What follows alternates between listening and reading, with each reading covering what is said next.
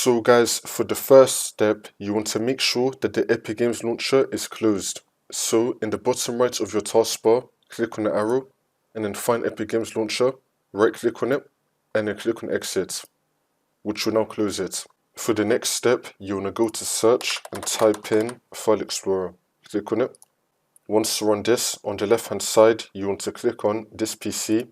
Now you want to find your Windows drive. It's going to have the Windows logo on it. Double click on it and then click on Program Files x86 and then open up Epic Games and then open up Launcher and then open up Engine and then open up Config and then open up Windows.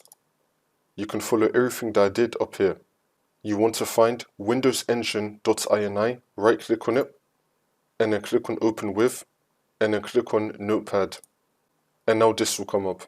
And now once we're here, you want to find WindowsEngine.ini, right click on it and then click on Open With and then click on Notepad. Once this comes up, scroll down to the very bottom, click right here and then click on Enter and then click on Enter again, which will then leave 2 spaces. Now you want to copy and paste the command, which will be down below in the description. Or you could just type it if you want to. But here it is. Once you copy and paste that, now you want to click on File and then click on Save. We can now close out of this.